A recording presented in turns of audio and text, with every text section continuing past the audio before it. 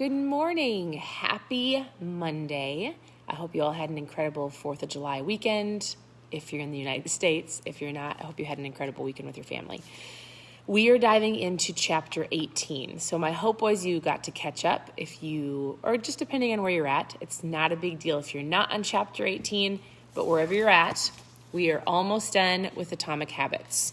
My hope is that you have learned something and you've implemented it into your business, into your life so that you will grow and you'll reach your goals, right? The point of reading and mindset is to help create habits and systems, to help get your mindset right, to think positive and not negative, to believe that you can. Because if you're just going after a simple goal of like fat loss, let's say, and you're not fueling your mind right, then guess what happens? Usually you maybe have a rough weekend or a rough week, or you fall off track and you don't get yourself back on.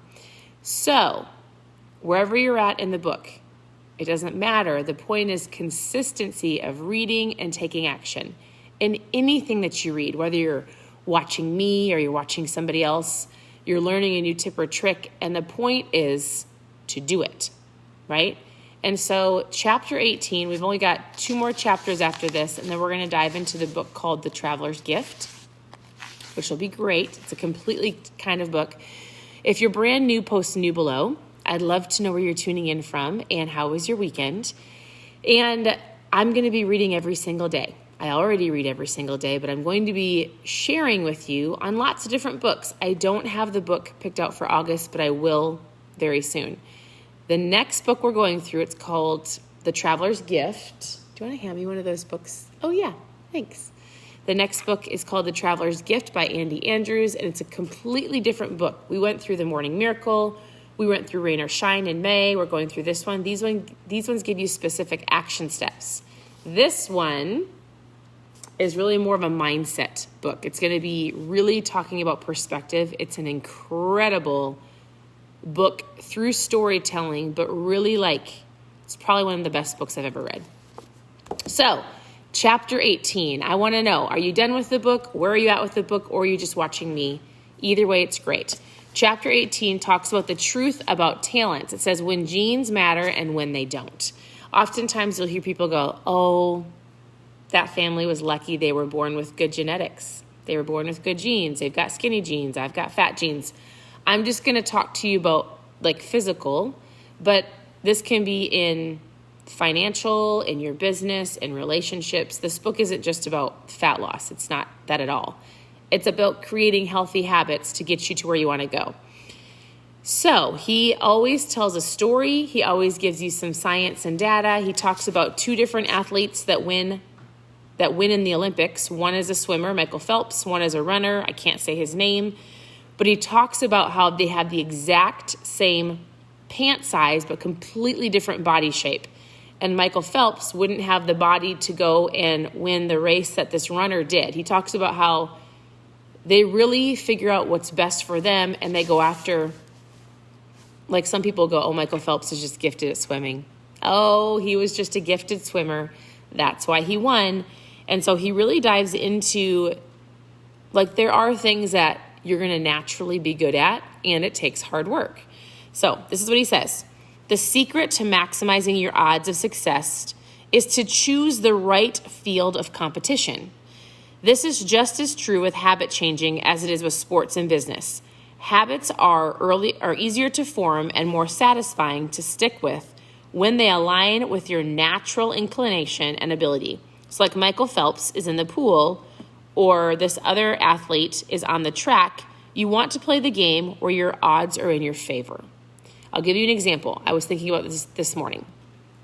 I have 2 sisters. They're runners. And my sister just ran a marathon here in Minnesota. She ran it's called the Grandma's Marathon. And she Boston qualified. She ran it in 3 hours and 27 minutes. She's an incredible runner. And my sister loves running. She's always tried to get me to run, right? I'm not saying that I can't run. If I put my mind to it, I 100% probably could be a runner. I'm built similar to my sister, and I don't like running. So it's not the fact that I can't do it, but if I were to force myself to go and do it, my mindset right now is, I hate running. I love to lift weights. So I was lifting weights this morning, and I want to get stronger. I just have a different drive. It's completely different. Like, we both want to be in shape. We both have different avenues of the way we want to get there, right? And so he basically says, like, there are times where you're going to be naturally gifted at things, and you want to do what you love, right? So I could tell you, get up in the morning and read this book and eat all of those different things, but you also have to pick the avenue or the workouts or the way that you want to eat, right? There's a lot of different healthy ways to eat. There are things that you naturally will do better than I will. There are things that you enjoy more than I do, and vice versa. So it's not like I'm going to hand you, the book isn't going to hand you a, here's how to get fit. Here's the only way to create habits. Here's the only way to eat. Here's the only way to work out. This is going to give you a guide, but you have to go, what do I love to do? Or it doesn't mean it's not hard. He talks about that. Doesn't mean it's not hard work. But what do you love to do? And what satisfies you? You guys, I love to lift weights, and I love to be sore. To the point where, like, I can't even sit on the toilet without being like, oh, my legs hurt so bad. It's weird. I know. But I love the feeling of being sore. And I love the push of, like, my girlfriend came over yesterday, my friend Kelly, and she's like, don't you have a goal of doing 100 push-ups a day? And I was like, yeah. She's like, did you do them today? And I was like, no. She's like, let's do them. So we did them together, and I'll cop out and do some on my knees, and she'll be like, I thought you wanted to get stronger. Yes, I do. Get your knees off the ground. All right. So we did the 100 push-ups together, not on my knees. It was hard, and I loved it. Does that make sense? Like, this, nobody's going to be able to map out completely of what you should do. Everything that you're going to read is a guide to help you on your journey to figure out what you're loving, what pushes you, an accountability to realize you can do more than you think. But it's going to be a simpler process if you do the things that you naturally love. Maybe you love to swim, right? Maybe you love to ride bike. Maybe you love to play with your kids, and your goal is just to move your body by playing with your kids throughout the day. So that's what this chapter is about. He says, embrace the strategy. Oh, hold on. Some people don't like to no, hold on. There's so much I could read to you, but that's not what I wanted to read because it's a long chapter. He says this, the people at the top of any competition field are not only well-trained, but they are well-suited for the task. And this is why. If you want to truly be great, select the right things to focus on is crucial. What are you naturally good at? And you might be like, nothing. That's not true. There are things that you probably would love if you went out and did it. Doesn't mean you have to be perfect. It's not even going to be easy. But what would be fun to go move? How would you like to go move your body? How would you like to eat healthier? There are things that you naturally would enjoy more than me. In short, he says, genes do not determine your destiny. They determine the area of opportunity, right? So not comparing yourself to somebody else. My sister and I are built similar. We both have, similar, but have different interests, and that's okay. All right, then he goes into how to personally influence your habits. Oh my goodness, there's so much in this chapter. And so again, I would go and read it. He says, you don't have to build the habits everyone tells you to build. Choose the habits that are best suited for you, right? The ones that are best suited for you. You are most likely to enjoy the things that come easier to you. So if you're watching this, like, what did you do when you were younger? What sports did you play? What kind of maybe workouts did you do?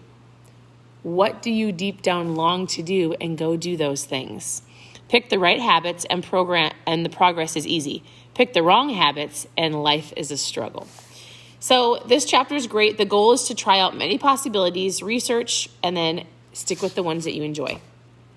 There's so much to it.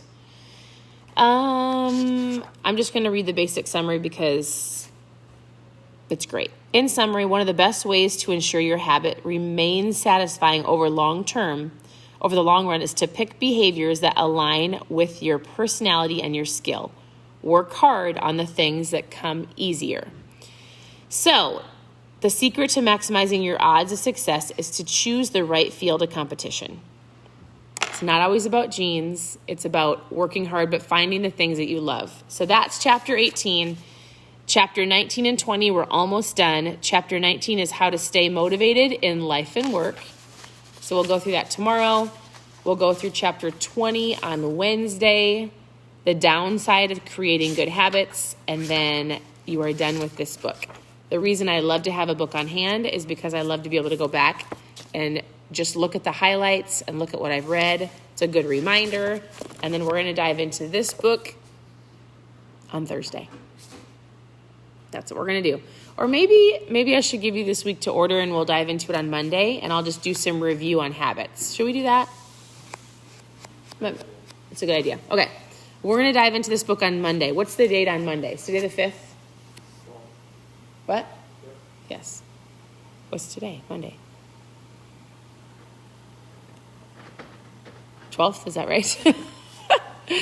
We're going to dive into this on Monday. So if you want to grab it, or you can check it out here, you can watch the lives that I do. I love to read. I read every morning. My husband reads every morning. I think it's super, super important in any area of your life. Wisdom and knowledge and growth comes by reading or listening to podcasts or listening to books.